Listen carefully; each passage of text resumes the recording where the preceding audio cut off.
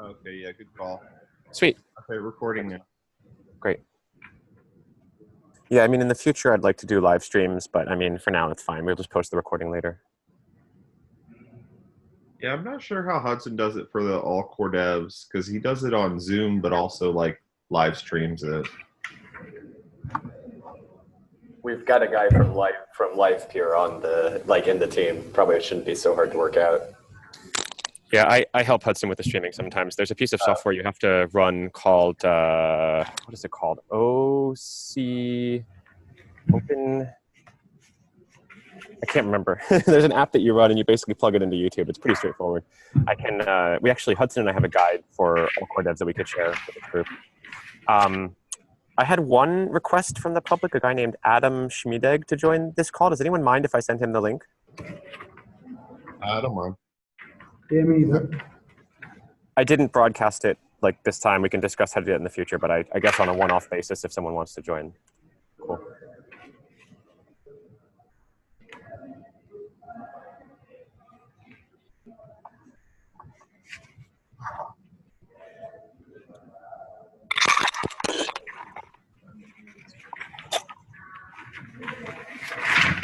Hello.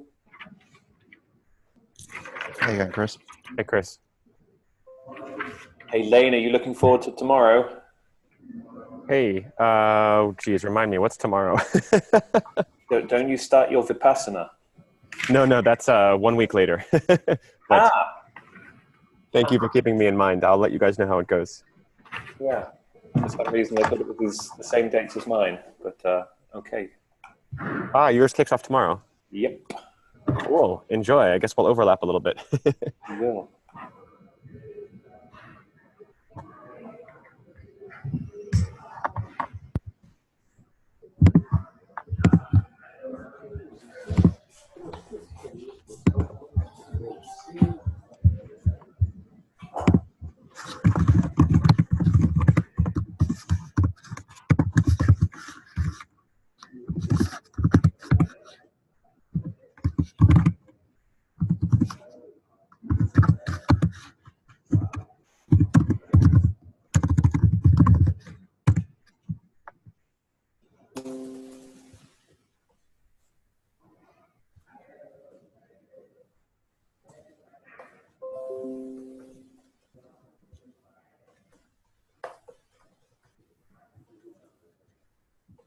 Okay, does anyone want to volunteer as moderator? It was proposed for Hudson to do it, but I guess he's in Disney World right now.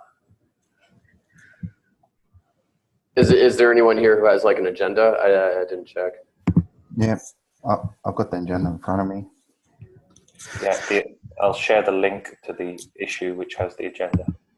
Yeah, I posted it a second ago in the internal channel, actually both channels. So yeah, please do make sure you take a look at that. I guess I can volunteer to do the moderation. It's pretty straightforward, I suppose, at least for this case, not all core devs. So, I mean, we'd basically be kind of going over the last meeting and what the action items were. And I'm not sure if everyone has the agenda in front of them, but the ones from the last meeting were create that post-mortem report that we ended up getting out, finish the website. So Hugo did a good job on getting it mostly updated. We just need to add or decide if we want to have the photos of the cat herders up there or just have links to our social, which is already there. If so, that's the only thing that really needs to be touched up, along with more hyperlinks in there. The next before we carry on, sure, can we just go back to the post-mortem? Yeah, sure. There were some action items out of the post-mortem. Yeah, so I have a document with purely the action items on my screen. Let me just kind of share my screen there.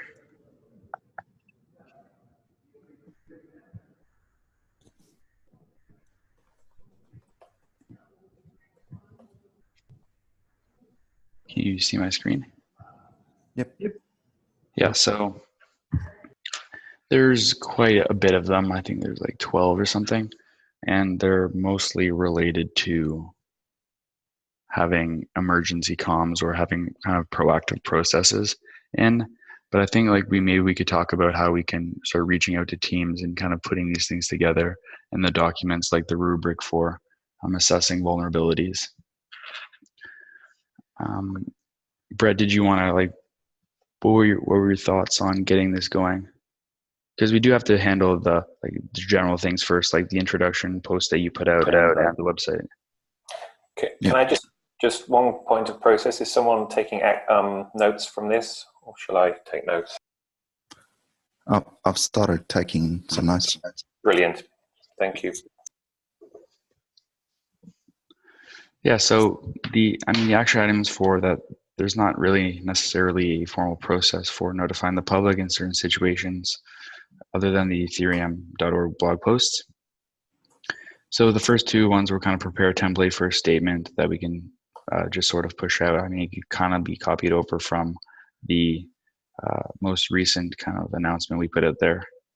And then the other one was the one below that was put together just kind of spontaneously, was an emergency communication team to come together, put a list of all the stakeholders involved to contact, and then contact them. So, I mean, in the future, it'd probably be helpful if there were already people to go to as opposed to just volunteers right away. So we could start reaching out to the people who were a part of that. I know Offrey was, and Hudson. And yeah, I mean, I don't know what you think about that, if we need to do that, if it's a priority. Yeah, so this pretty much falls on the exact same point, that we need to kind of have a formalized process for notifying the exchanges with kind of listed channels on how to best contact them. So we did have that chart that I think William Schwab put together, and Hudson and all the other emergency comms teams, who they contacted the mining pools, the exchanges, and all the major stakeholders that take up the most of the hash power. So I mean, I can read through all of these, but do we really want to just start assigning them to each other, or what do you want to do, guys? I guess my question is what is happening with these actions? What's the next steps? I mean, it feels like if there are 12, there's quite a lot of kind of stuff to be done. So just in terms of process, is there a subcommittee or someone working on following up on these things? Or I'm not sure we want to dive deep into it now, but just more about kind of how are we going to track these things? Yeah, that's a really good point. I think Chris Remus reached out to one of us on Twitter saying that he wants to kind of be a part of maybe tracking these or creating some sort of process to track these. But I guess before that, we could say, does anyone really want to, I can be the main source of it as well. So does anyone want to work with me on getting these action items in place and contacting people to put these potential teams in place and these different documents and rubrics?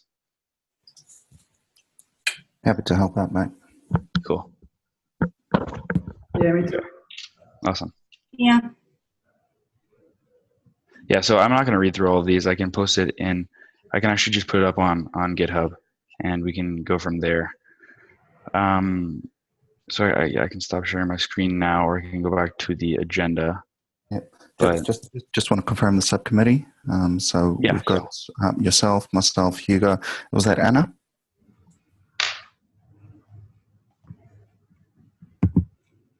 Who else volunteered to help out there? Was that Anna? Pooja Ranjan. Okay, Pooja.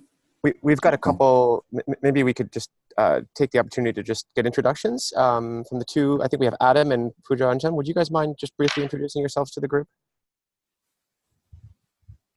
Sure, I go first. If we go by in alphabetical order.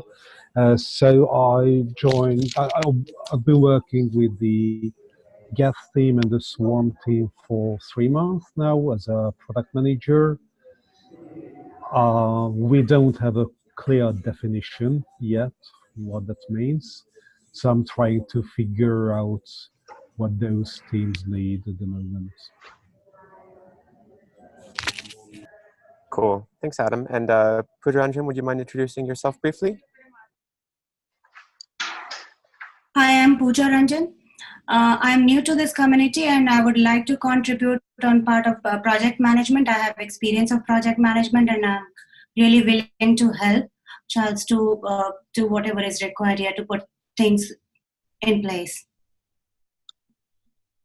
Thank you so much for the intro, guys, and thanks for joining today. Yeah, nice to have you here. Thank you.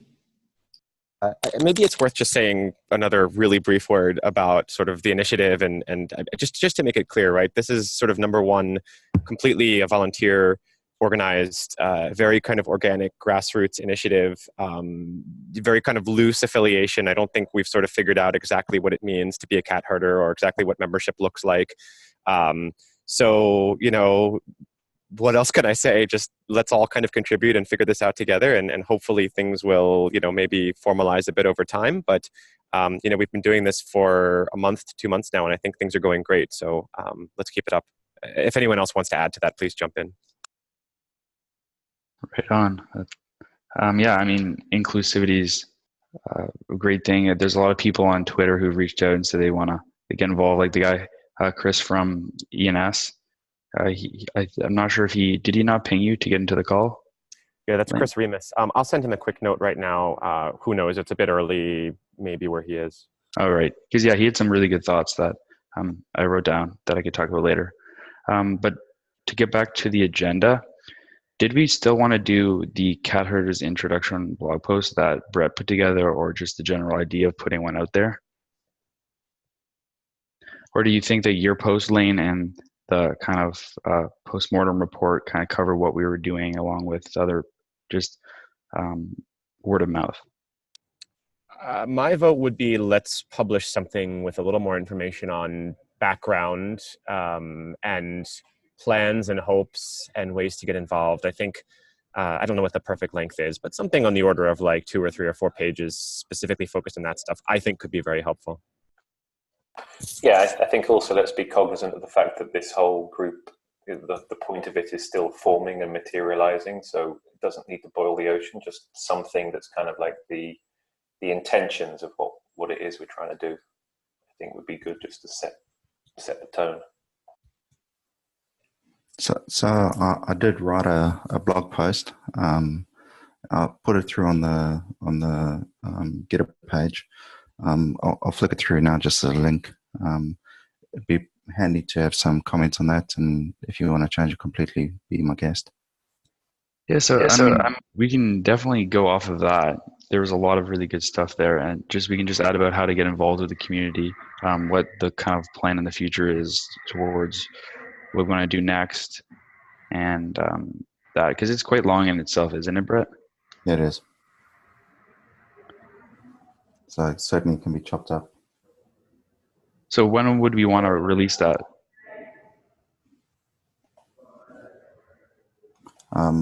We were discussing last time, we were hoping to have the website finished before we released it. Right, right, of course. Yeah, we need the website first. So depending on what we want for the website, maybe it could be done today. Yeah, that's something we need to talk about, especially the team section or whatever with the pictures. I only have pictures of 4 or 5 of you, and it's not even clear if we really want to have that kind of section in the website. And also, there's one more section where we would like to point to like general resources for people to, keep up with what's going on with Ethereum and the roadmap. So depending on what we want to do there, if it's just, putting a couple of links, that's easy and could be done in half an hour, I guess, and then it's just deploying it. But if we if we are trying to do something better than that, then we need to discuss what that is exactly. Yeah, just to make things easier, Hugo, I just pulled up the website, and I'll share my screen to show everyone so we can just kind of get feedback on if we think it's ready or not. Can you guys see it now? Yep. Yes. Yeah. So yeah, it's quite simple and nice. There's a little introduction there. The about section, I guess that's where the photos would be if we want to do that. And then general information. So does someone know what's the block number being targeted for the next? Yeah. Correct me if I'm wrong, but isn't it 7,800,000 and yeah? 7,280,000. 7.28 million. Yeah. Yeah. Again, please. 728, and then 4 zeros. Thanks. It's in our hard fork checklist. Okay. And there was the upcoming resources and info, and then just social links to our Medium, Twitter, GitHub, And Gitter. Gitter. Yeah.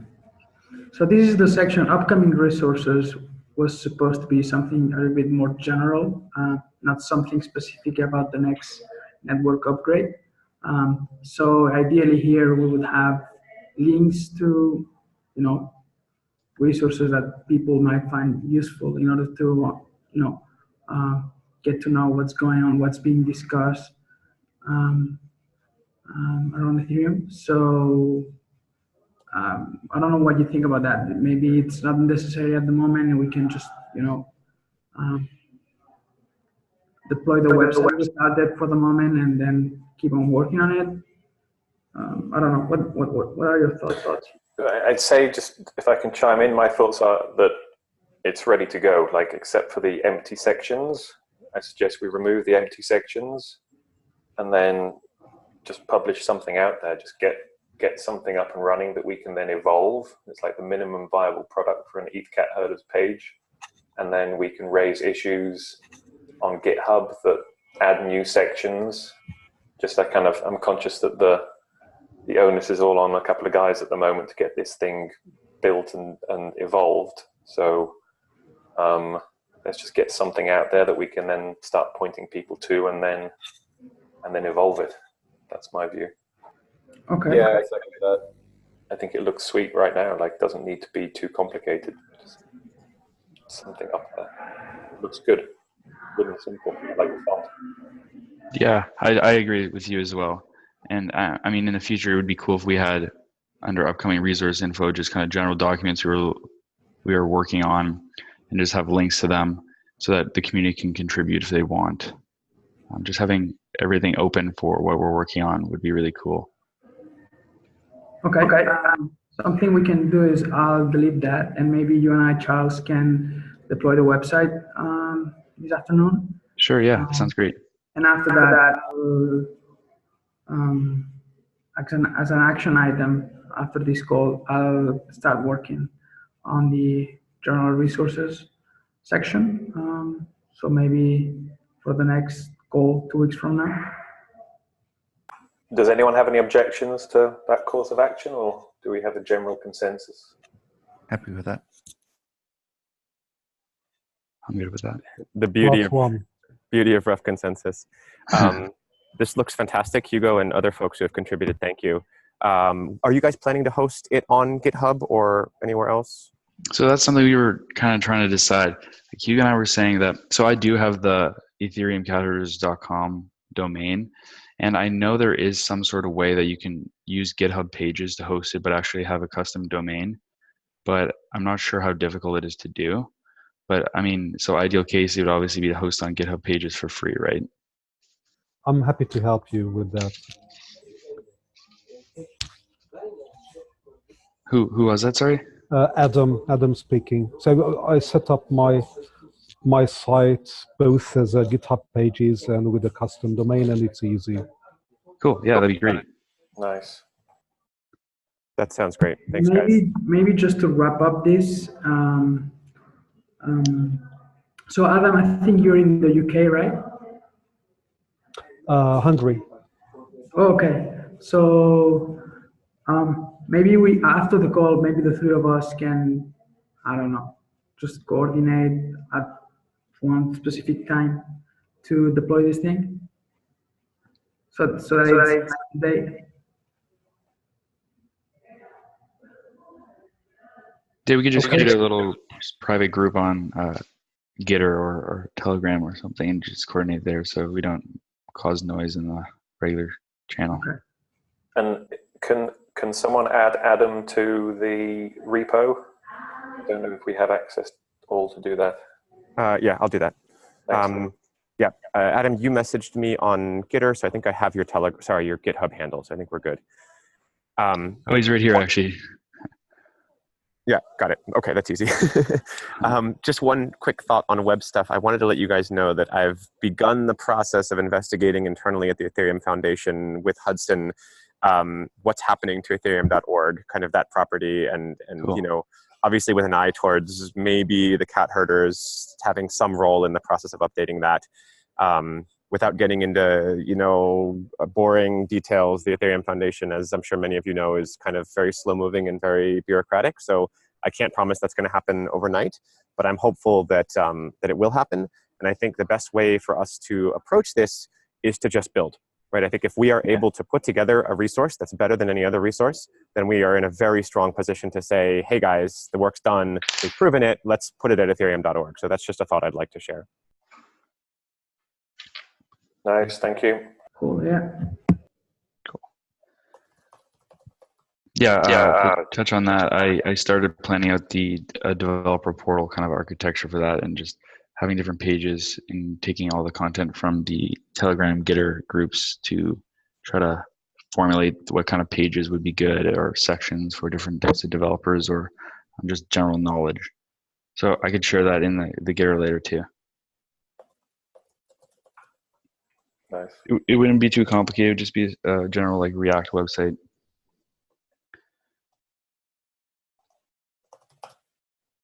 So I guess the next step would be so we did secure our Twitter handle and we got the account set up as well as a tweet deck for, I think everyone in the Telegram has access to that. I'm not sure if you guys ended up trying it out, but I definitely requested access for you guys. Yes, it came through. I can confirm on if you have TweetDeck. Okay. Yeah. Yeah.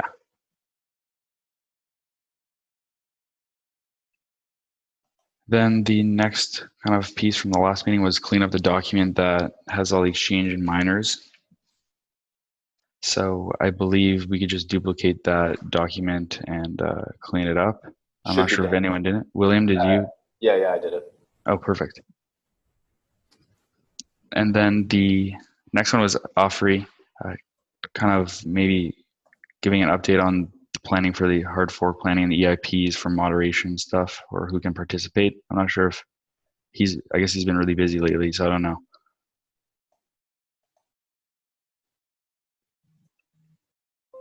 Is Offrey here? It says he's on the call. Afri, is there an update on this?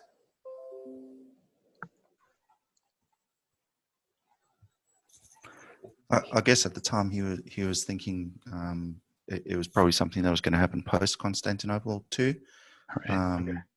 rather than happening in the last 2 weeks. If Afri is there, he can confirm that, but that's my recollection from the last meeting. Cool. And then the last kind of action item from the last meeting was the GitHub issues on a repo. I think Elaine put that up? Oh no, that was just general agenda there. So we did that. But wasn't there a template for creating issues that someone put up? Yeah, I shared a template, but I don't think it has been like accepted yet or pulled up there. Maybe there. Yeah, maybe there. Yeah, there it is. Yeah, I guess we'll review that right up there. So for this meeting, we can quickly go over the ideas. I mean, we already talked about the developer portal, finalizing the website. Maybe Chris could talk about the early findings from the Aragon DAO that we kind of tested out. Yeah, sure. Okay, so we had a fun week last week at Aracon, which was the Aragon first conference. and a lot of teams building out using Aragon's tooling as their governance mechanism, so voting and finance and stuff. Let me see if I can share. And this just provoked some thinking around how we can start to use these tools. So, you know, for me, it was very inspiring to see that Aragon are really seriously dog fooding their application. So they're running their entire organization using the tools that they're building. Very brief conversation with Lane about whether we should try this out for the cat herders now that there is kind of budget and funding coming in for funding the kind of stuff that we're doing. I'd done some testing of the Aragon like DAO manager stuff back in August last year, and then Charles and I had a bit of a chat on Friday where we set up a test DAO, which I'm going to try and share with you now. Can you guys see the test DAO? Nice. So I don't know whether any of you have kind of played with this yet, but for me it's a pretty sweet system. This is all just test and dummy, and it's all based on Rinkeby, so there's no real money or any kind of real stuff happening, but it just kind of thought it was worthwhile just spending a few minutes giving an overview of, you know, what is possible and what we can make. Let me try and go full screen so you can see it fully. So within this ETH cat herders test DAO, so it has its own address on ENS. There's a section with the finances of the DAO. So there's been, at the moment, it's got one fake ETH and one fake live peer token in there. You've seen some money come in and some money go out. All the contributions made to this were just people sending money into the DAO. I mean, it was me sending fake Ethereum and fake live peer tokens into the DAO. And then you've got payments going out of the DAO. So this was just a dummy payment sent to Charles for his quote unquote salary for joining the call.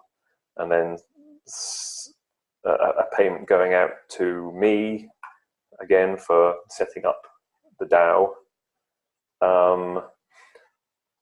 And right now, and then a budget come in for milk for the cats that we're herding, and some things about video transcoding. So this is effectively where, like, the portal to allow you to put money into this system. And then there's also a way of sending money out of this system. So, for example, if we wanted to transfer some Ethereum, no withdrawal, sorry. Let me find it.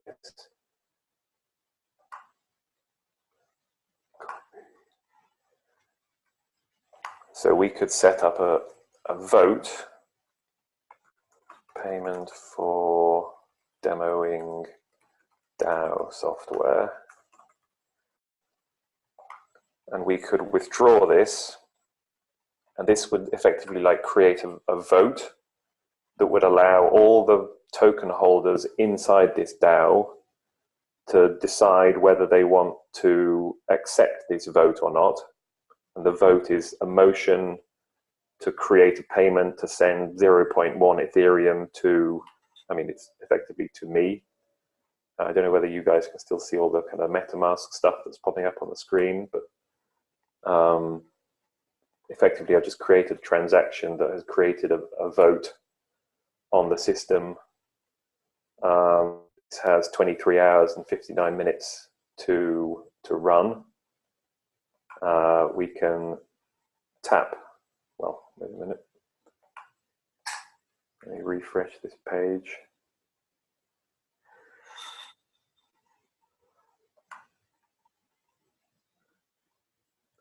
So, I don't know if everyone's gone very quiet. No, we're still watching, mate. Cool. Right. So there's a vote that's ongoing now that all the participants in this DAO can vote on, and that's kind of like 24 hours to vote. We've had a few votes that have happened in the past that Charles and I kind of participated on. The first one was this one, which got passed, and this was to create one token. So a herd token is what is the symbol for the token that manages the DAO. What this vote was for was to send one token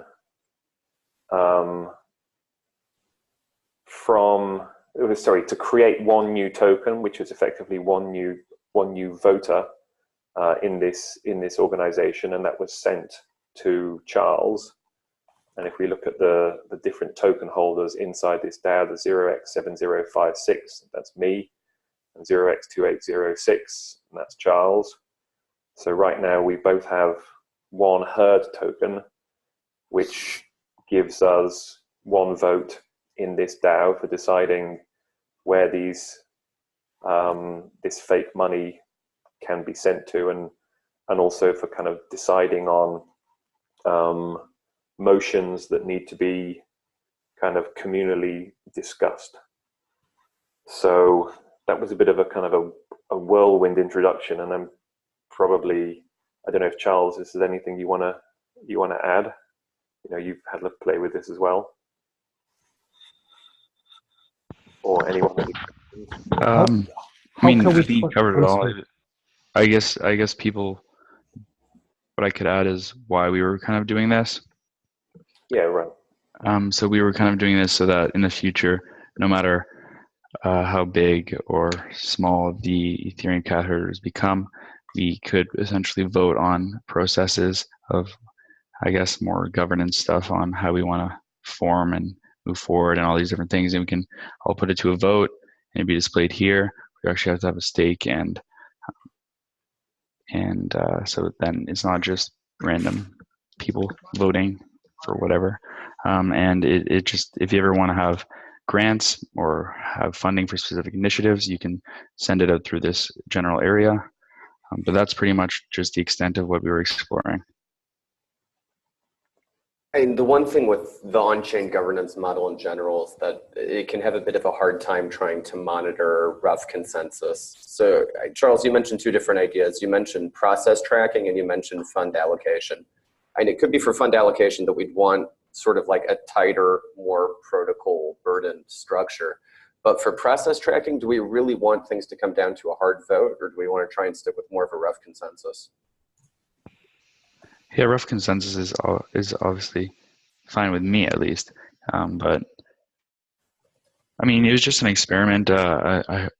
Lane and Chris had talked about potentially using a DAO in the future, so we just kind of dug into it, just out of curiosity, not necessarily with the idea of implementing it tomorrow.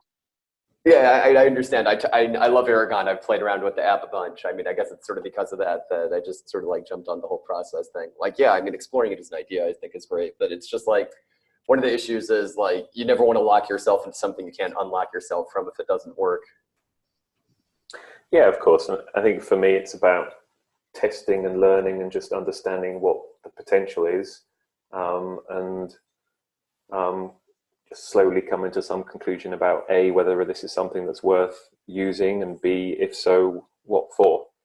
So I guess, like, you know, my idea for next steps on this was if someone wants to participate and learn about how this thing works, if you send me an Ethereum address, then I can mint you a new herd token and we can start playing with this stuff together. I mean, this is all dummy test system that we can throw away, but just to start getting people into the mindset of, can we use this and is there some value in it?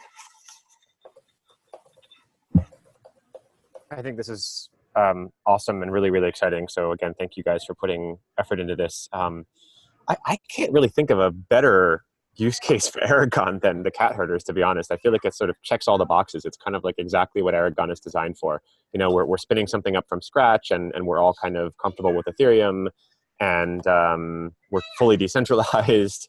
I think we definitely need to manage funds, right? So I'm sure you guys are all aware we do have a multi-sig that Hudson, Offrey, and I set up, and it does have a few hundred DAI in it. Hopefully that will grow. That's something else I'm working on. So yeah, I don't know that we have a specific action item at this moment, but I would say let's definitely continue to experiment. I'm happy to join that. And what I'd love to see is, I don't know, let's find a use case, right? Let's try to find a specific use case for Aragon and sort of, I don't know what that is exactly. Like maybe when, so this question about rough consensus versus hard voting, I think that rough consensus is probably what we want to stick with for most decisions, but I think some things like maybe allocation of funds or admitting new people to the group, minting new voting tokens, et cetera, could be done through a vote. So maybe we could try doing that in parallel for a little bit for certain use cases and see how it goes. I think you're spot on, Lane. Something like fund management is certainly something that could be quite contentious in the future, and having a mechanism of being able to vote so that it's free and fair and using a tool like Aragon is bang on the money. Can you share the link to this organization? Yes, of course. I think the other thing is interesting about who is part of the group. So using it maybe as some sort of mechanism to vote new members in, although that's obviously can be a little bit sort of sensitive. But yes, I'll definitely share the link to the group. And again, if anyone would like to participate in this test, then get in touch with me, Chris Hopcroft. I'm not sure, I'm not familiar enough with Aragon to know whether it's more intended for sort of strictly internal use or whether it can also be used in a more open fashion. But I'd like to learn, and what I mean by that is like, could we literally put out a public message right now, because we have of course seen a lot of interest from the public in the cat herders, and say, anyone who wants to participate in this DAO, reach out to us. Maybe we'll mint you a token, maybe we don't need to. And then you can start submitting proposals and maybe voting, maybe not voting, but that could be kind of fun. Well, just to respond to this, so anybody with the link can come and propose a motion on this DAO. They don't need to be a token holder. Right now, there are only 2 token holders, and that's me and Charles. So we're kind of a little bit joint dictators in this current system. Any new tokens that get minted would need to be voted by Charles and I. And we're certainly, I'm not sure, I don't know about Charles, but I'm definitely not interested in bearing all this responsibility. So anyone want to take it off my hands and decentralize it out, then please feel free. So yeah, so anyone can propose a motion, and anyone can propose minting a new token for themselves, but then it's going to have to go through a vote. So it's an interesting one, Lane. Yeah, I mean, why not? Yeah, could we just open, well, maybe we start with just the Telegram group, the community Telegram group, and we say, we just post the link, and we just let people come and propose things and just kind of let it evolve organically from there. It could be a fun experiment. Yeah, I might suggest we start with the private one, just to kind of get a few more of Get our hands around it. The people on this call to get their hands on it. But then, yeah, opening up to the public, sure. Like no one needs anyone's permission to do that. I think one interesting way of playing with it and see how far it can get, it's like, can we use this sort of DAO to have some sort of mechanism to actually get feedback from the community? Like, it would be interesting to see people actually engaging with us and what we, end up deciding what or where we should be focusing our efforts. Maybe not on 100%, but it would be really cool to kind of use it out to have the pulse of the community, so to speak. Because right now it's just a room with 12 people talking. And I think that's good because it's efficient, but we would need, in some future, we're going to need a way to actually be able to listen better to the community. for the community to have a voice. I don't know if that makes sense. Yeah, I mean, I think it's the same thing I was saying, which is that we don't know yet because this is an experiment, and we certainly haven't figured out how to collect signals from the community and interact with the community. So this could be a great way to try that. I think an interesting first use case could be something like, we have this funding of DAI from the Gitcoin kind of contributions. I think some of that is maybe already mentally allocated to note-taking for the all core devs calls, but there may be a surplus that it could be interesting to one, launch an ETH-cat herders DAO on mainnet, so it's real money, and secondly, to seed, don't know, 50 DAI or something, or whatever there may be available, maybe not that much, and just to see whose ideas who can come up with ideas about how to spend that 50 DAI, and how we can best allocate those funds. So for me, like, start small, test and learn, and see what we think. On the basis we can always throw it away and start again if we need to. That's interesting. I hear that. I don't want to necessarily take away from that point, but there's one thing that we really forgot to cover, and that was the ProgPow audit document requirements. I'm not sure if any of you have gone in and added content or edited content, but I know it was one of more of the higher priorities. Yeah, seconded. That's probably the most important thing we need to talk about today, so we should definitely do that.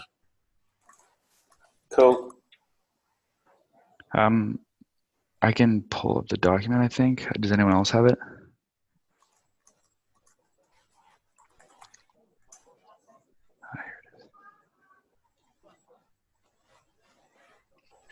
Okay, I'll share my screen.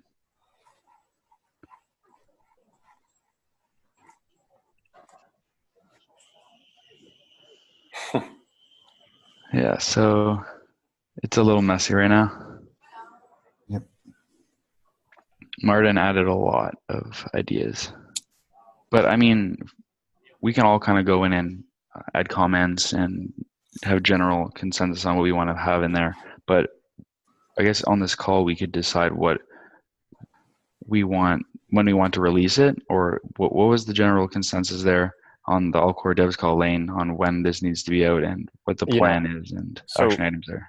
Before we dive in right to the details of the questions, let's start with a little bit of meta stuff. So is everyone, or I guess I'll turn it around, is anyone not familiar or comfortable with the background here, just ProgPow in general, or what this audit is about, or how it happened, or why it was given to the cat herders? So we'll start with the real basics. I won't spend time on them if everyone's comfortable with it, but if anyone is not, just raise your hand now.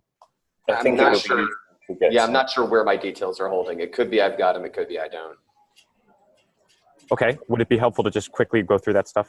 Yes, yeah, like even like a super quick. Yeah, okay. So as everyone knows, right, so Ethereum has had a single proof of work algorithm called ETH hash since the very beginning. And there seems to be consensus in the community that ETH hash is intended to be ASIC resistant.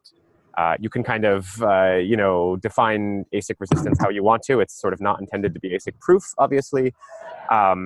And one thing people often cite when they talk about this is they cite the white paper, which does mention something about ASIC resistance. But personally, I think that that's a terrible resource because it just doesn't reflect the reality of Ethereum as it is today or as it ever was. So anyway, I don't want to get hung up on this particular point, but I just want to say that there's sort of a general consensus in the community that Ethereum is supposed to be ASIC resistant for some definition of ASIC resistant. But like, I personally am not convinced of that myself. So there's kind of dissenting opinions there. Anyway, if you buy that Ethereum is supposed to be ASIC resistant, then we sort of found ourselves in this situation last year where the first ASIC miners for ETH hash began to emerge. And around the middle of last year, I think it was sort of June, July timeframe, we, on the All Core Devs call, discussed this, and Vitalik and many others weighed in, and we decided it wasn't a crisis for a few reasons, the main one being that the ASICs appeared to only offer a very light boost over GPU miners, something on the order of like a 2x or something. So we're not talking about orders of magnitude better. And then, so fast forward some more time, and this alternative to ETH called ProgPow emerged. I'm a little fuzzy on exactly where it came from, but it was originally an anonymous or pseudonymous initiative by a team called If Def Else, who are kind of hardware engineers who have backgrounds, working on things like GPUs at companies like NVIDIA and AMD.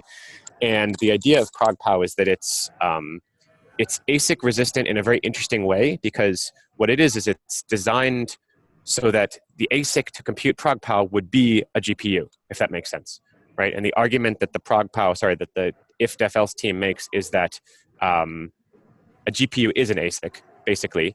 And if we design an algorithm that uses as much of the GPU chip area as possible, then by definition, you can't design a better ASIC than a GPU. So that's the motivation for it. That's where it emerged from. There's been a lot of back and forth over the past, I'd say, 5 or 6 months between this team and some of the core dev folks, including Pavel and Martin Swendy, who have been very involved in reviewing the spec. And Pavel did an implementation in ETHminer and C++, and they found some issues with the spec, and there's been some back and forth. And one member of the If Def Else team, her name is Christy, has been, so she kind of identified herself early on, and she's been especially active in this dialogue. She's joined a number of core devs calls. She's been active on Gitter answering questions, and she also did a talk at DevCon on ProgPow. So I urge you to watch that video if you haven't. I guess that's the background. And then fast forwarding to the present, we're at a point now where we're 6 or 8 months into this question, and ProgPow is not perfect, but it seems to be workable. And people are asking this question: if we have an algorithm that's basically ready to go, and we're running out of time maybe for sort of combating ASICs on the Ethereum network, then why don't we go with it and deploy it? And I guess the last thing to share is that the sort of tentative decision was made in January on one of these all core devs calls, was maybe the first one of the year, to proceed with it if there are no big issues found. And a very small number of core developers have had an opinion on this up to now, and including on that call where the decision was made. It was one of these sort of quote unquote consensus by Hudson moments, where Hudson kind of said, well, if there's no dissenting voices, then we'll move forward, and no one dissented. However, after that call, a number of people began to voice opinions about it, both in support and against it. So Alexei Akunov is one person who has done some homework, and he posted a blog post about this a few days ago, which I'm sure many of you have seen. And I guess where we are today is my personal read. Of course, you can agree or disagree. My personal read on the situation is that I think the majority of core developers are not voicing strong opinions because either A, they don't have a strong opinion, B, they don't feel qualified to decide, or C, they just haven't made up their minds. And so for better or for worse, the decision on the last call was made, hey, let's do an audit to answer some of these outstanding questions.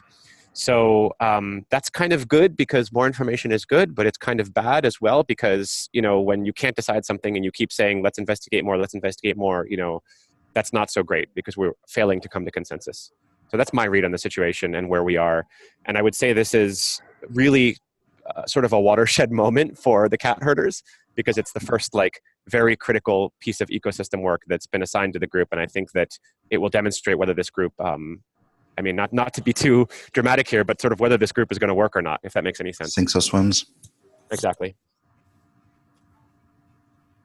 Yeah, so that obviously makes this the highest priority. Yeah. Sorry. Any other questions based on background stuff? Wait, so we're supposed to be doing an audit on ProgPow? Yeah. Okay. We ourselves are not doing the audit. Okay, fine. No, I'm happy to hear that. I was trying to figure out if all of a sudden we turned into hardware optimization experts. So we need to figure this out, right? We are, in theory, a group of project managers who are experienced doing stuff like this, right? So again, we kind of need to prove that to the world. So we've been given an ill-defined task, which is sort of, a list of questions. And, we've been told, figure out if this works, answer these questions. I would say resource-wise, we shouldn't be too concerned about things like cost because I'm assuming the Ethereum Foundation will cover the cost. But I think we do need to come back with like a timeline and a budget. So to the question before, I don't know what that timeline needs to be. My gut would tell me, I'd say the longest we could get away with would be 2 to 3 months. I'd say something in the order of 6-ish weeks would be better. I don't know how long these things take, but what we do need to do is if at all possible, by the next core devs call, which is in, 10 days or something, we should have a plan to report back. So is this maybe trying to find a company that would do the audit, or volunteers who would be able to do the audit? I mean, coming to mind, I can think maybe White Block or Authio, but maybe Consensus Diligence. I don't know that they're equipped to do something like that. Yeah, I doubt any of those organizations are qualified, because unfortunately this is a hardware audit, and I think that there's a very small, there's on the entire planet, there's probably only 5 or 6 or 7 organizations that are qualified to do this. Christy recommended a few. I'll dig that up and share that. I think she may have done that in the All Core Devs channel or something. So I think it's a small menu of options. I also think that we probably want more than one, because of possible conflicts of interest or whatever. Yeah, it's just better to have more than one pair of eyes on it in terms of different opinions, for sure. So if I'm reading this right, so what needs to happen is we need to figure out who is capable of auditing such a thing, and we need to get in touch with them. That's probably like the first 2 steps right there, no? I think that's right. That sounds like a good start. Do we know anything other than what Christy's suggesting? Like, I mean, I'm not trying to suspect Christy in any way, but at the same time, just in terms of bias, it would be nice if we could independently come up with other auditors. Yeah, I agree. I think step 1 is come up with a list of questions. We have a lot of good raw material here from Hudson and Martin and whoever else contributed to this. I get the gut feeling looking at this list that like a lot of these are very subjective things that an auditor will not be able to answer. So maybe there needs to be some back and forth with the auditor. I agree as well that we should, I mean, I don't have any reason personally to suspect Christy or any of the other if-else people of like ulterior motives, but for the sake of the community, I think that it's very important that we do this in as impartial a manner as possible. So I think absolutely we want to get multiple voices for sure. So does anyone know where anyone in the categories here right now, does anybody know of how to find hardware auditors on our own? No.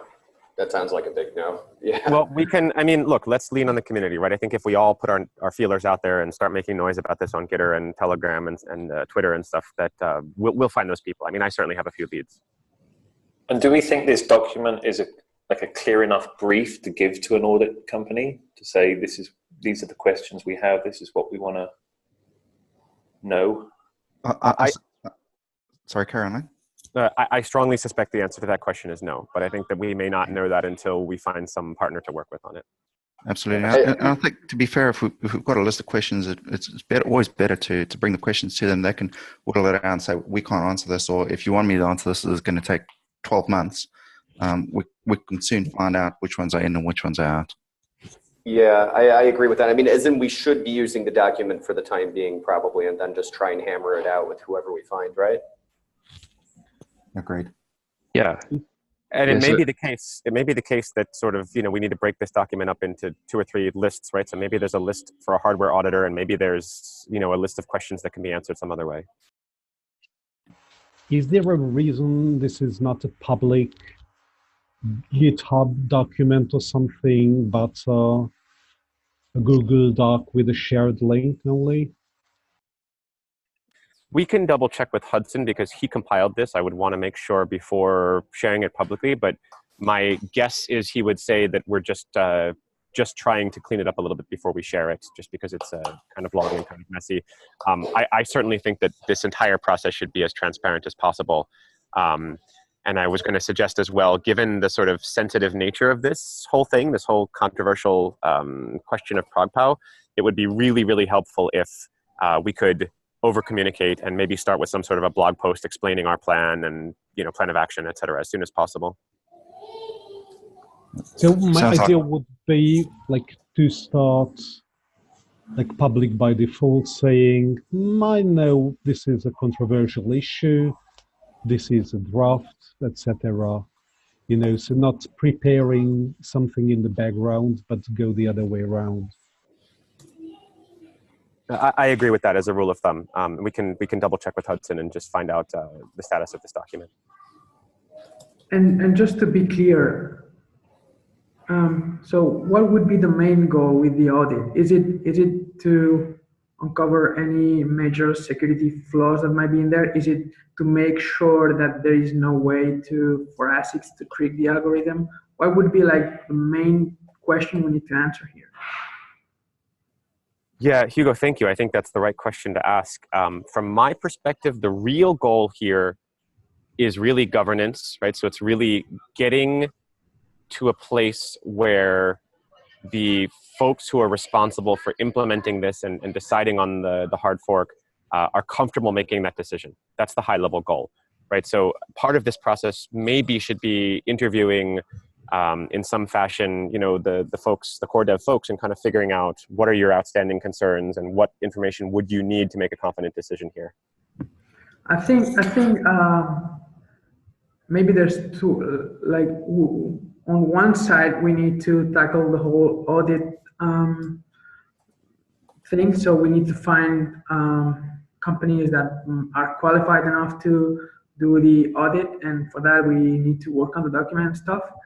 But maybe something that might be interesting is to organize a small group of people and do just what you said and start talking with some of the core devs, just one by one, so that it's easier for them to speak their minds and try to gather what are the concerns and what are the questions, and you know, because it feels like during all core devs calls, people don't speak up that much, and so even if sometimes it seems like something is going to move forward, you know, because no one said they didn't agree. That doesn't necessarily mean, you know, they really are, you know, they really agree with it and they are confident with it. So maybe it makes sense for the cat herders, and maybe that's something we can do not just with this, but on a more regular basis with other issues that might come up in the future, which is just having calls with them and talking to them so that we can, you know, so I think on a one-to-one call, it's easier to, you know, speak your mind and say, if you have doubts about it, just, you know, speak them up. So I don't know, maybe it makes sense to tackle the issue in these two ways. So one thing to work on is the audit, and the second thing is to gather feedback from the core devs. I don't know what you think about that. Yeah, Hugo, I agree. I agree as well that it's something that could be useful for this group to do in general on other issues as well. In this particular case, I think it's especially important. We would want to ask the question, you know, given that the community, given that the core devs makes decisions through rough consensus, right, are there any core devs who have a kind of over my dead body opposition to ProgPow? And if the answer is no, then maybe we don't need an audit in the first place. I do think we should pursue the two in parallel, but we should maybe just get a sense of the overall sentiment and support for it. I'm not sure that anyone's done that. And maybe not even just that. So obviously that's very important, but some people might not feel as strong as that. So maybe we don't find core devs saying no over my dead body, because maybe those people would have already speak up their minds.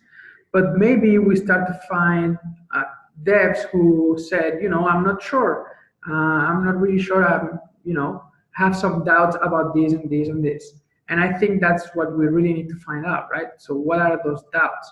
What would make the core devs comfortable enough? Exactly. Exactly. And that has to feed into the audit. I agree. Yeah. So just to be very explicit, this is not just an audit, right? So the audit is kind of the clear, kind of concrete, specific assignment. But as Hugo is alluding to, it's more than an audit. I mean, this is, again, I don't want to be overly dramatic, but this is sort of exactly what the cat herders was set up to do, right? This is really a question of governance and project management and just getting everyone on the same page and figuring out how to tackle a very loosely defined problem. I would treat this as a separate task. I mean, getting feedback from all core devs, I would treat it as a separate task. So maybe some of us can start working on cleaning up the audit document and start talking to potential companies, etc. And some of us can, form a small group, maybe 4 or 5 people, and get contact details of core devs and start arranging calls with them. Guys, I'm very conscious of the time. Is there, I would suggest we probably want to set up a subcommittee for this. Can you please put up your hand if you want to be involved in the subcommittee? I'm in. Yeah, I'm in as well. Me too. Charles, Hugo, Chris? William. I mean, we should all definitely contribute because this is like the highest priority. And so getting that, or are you just saying for contacting or just editing the document in general, Brett? I think we need to probably set up a subcommittee and actually break down the tasks, and then from there we can start talking to people and arranging to get other people involved if it's just too big for the subcommittee. I think it's a good idea. Make a subcommittee, figure out exactly what the tasks are, and then try and hand them out. And like with that initiative, already try and bring people into more defined tasks.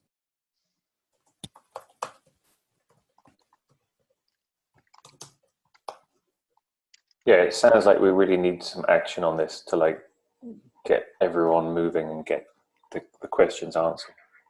Absolutely, and as Lane said, we need to do it before the core dev call in 2 weeks. This is a hot topic.